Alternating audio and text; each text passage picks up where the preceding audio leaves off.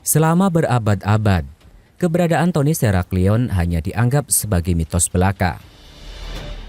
Nama kota ini hanya terekam dalam naskah-naskah kuno klasik dan segelintir prasasti yang ditemukan di daratan.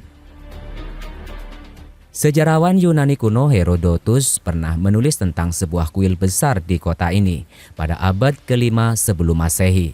Ia bahkan mencatat bahwa pahlawan legendaris Herakles atau Hercules pertama kali menginjakkan kaki di Mesir melalui kota ini, dan Helen dari Troy konon pernah singgah di sana bersama Paris sebelum terjadinya perang Troy. Namun tanpa adanya bukti fisik, cerita-cerita tersebut perlahan memudar menjadi legenda. Semuanya berubah pada tahun 2000.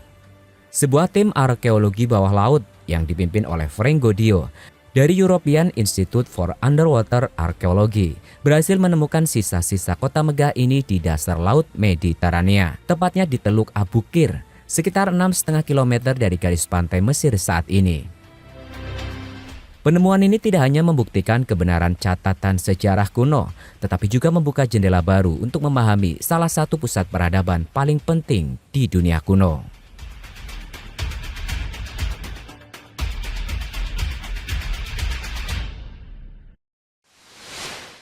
Jauh sebelum Alexander Agung mendirikan kota Alexandria pada tahun 331 sebelum Masehi, Thonis Heraklion adalah pelabuhan terbesar dan paling sibuk di Mesir. Kota ini merupakan pintu gerbang utama dan wajib bagi seluruh kapal asing, terutama dari Yunani yang ingin memasuki wilayah Mesir. Nama Thonis adalah sebutan yang diberikan oleh orang Mesir kuno, sementara Heraklion adalah nama yang digunakan oleh orang Yunani. Fakta bahwa kedua nama ini merujuk pada satu kota yang sama adalah salah satu teka-teki sejarah yang berhasil dipecahkan melalui penemuan arkeologi ini.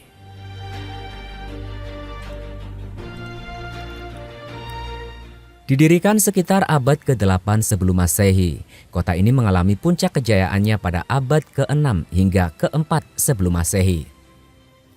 Secara geografis, Thonis Heraklion dibangun di atas pulau-pulau kecil dan dangkalan pasir di delta Sungai Nil, dihubungkan oleh jaringan kanal yang rumit. Tata kota ini memberikannya penampilan yang menyerupai Venesia di masa kuno. Pusat kota didominasi oleh kuil utama yang didedikasikan untuk Dewa Agung Amun-Gereb dan putranya, Khonsou, yang disamakan dengan Herakles oleh orang Yunani. Kuil ini bukan sekedar pusat keagamaan, melainkan juga simbol legitimasi bagi dinasti-dinasti yang berkuasa di Mesir. Di sekitar kuil terdapat pelabuhan dengan cekungan-cekungan besar yang berfungsi sebagai pusat perdagangan internasional. Ribuan kapal berlabuh di sini untuk membayar pajak, membongkar muatan perak, tembaga, dan anggur, serta memuat gandum dan papirus dari Mesir.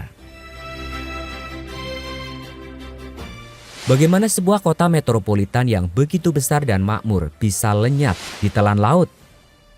Para ahli geologi dan arkeologi menyimpulkan bahwa tenggelamnya Thonis Heraklion bukanlah akibat dari satu peristiwa tunggal, melainkan kombinasi dari beberapa faktor alam yang mematikan. Faktor-faktor utama penyebab tenggelamnya kota seperti pondasi tanah yang labil. Kota ini dibangun di atas sedimen tanah liat yang gembur di delta Sungai Nil. Seiring waktu, beban dari bangunan monumental dari batu granit raksasa memberikan tekanan luar biasa pada tanah di bawahnya. Likuifaksi. Wilayah ini rentan terhadap aktivitas seismik.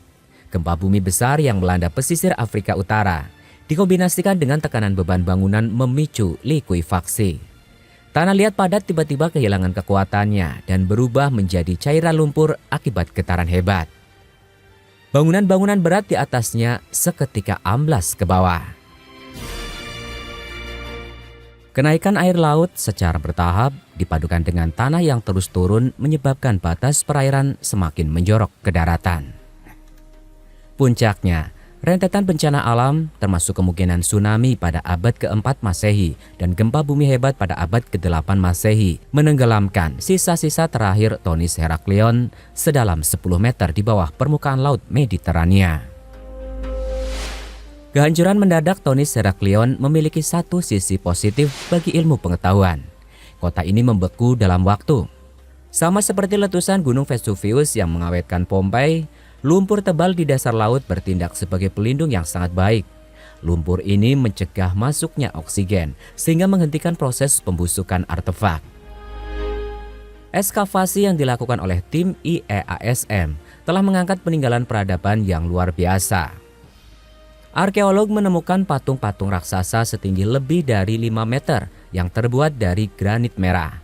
Salah satunya adalah patung Dewa Kesuburan, Happy, yang diyakini berasal dari abad ke-4 sebelum Masehi dengan berat mencapai 6 ton. Lebih dari 700 jangkar kapal kuno dan 70 bangkai kapal dari abad ke-6 hingga ke-2 sebelum Masehi ditemukan berserakan di dasar laut. Pada tahun 2021, tim juga menemukan bangkai kapal militer langka yang tenggelam karena tertimpa runtuhan kuil Amun saat gempa bumi terjadi. Ratusan koin emas, perunggu, dan perhiasan berharga ditemukan utuh. Salah satu temuan terpenting adalah prasasti batu hitam utuh setinggi 2 meter yang berisi Dekrit Canopus. Tulisan batu inilah yang secara pasti mengonfirmasi identitas kota yang tenggelam tersebut sebagai Tonis Heraklion.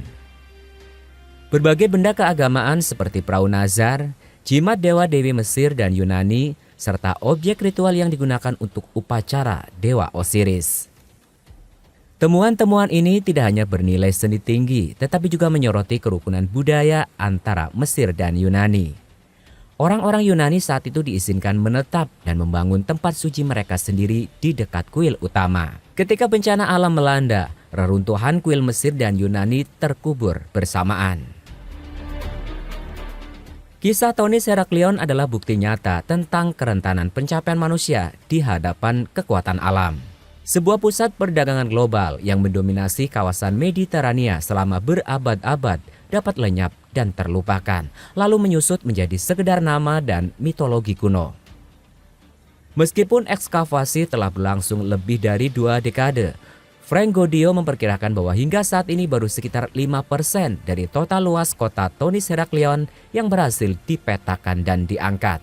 Sisa 95% lainnya masih terbaring di bawah lapisan lumpur dan air asin, menyimpan lebih banyak rahasia tentang kehidupan purba, jalur perdagangan maritim, dan interaksi antar peradaban. Tonis Heraklion kini tidak lagi menjadi legenda, melainkan kapsul waktu sejarah yang mulai berbicara kembali kepada dunia.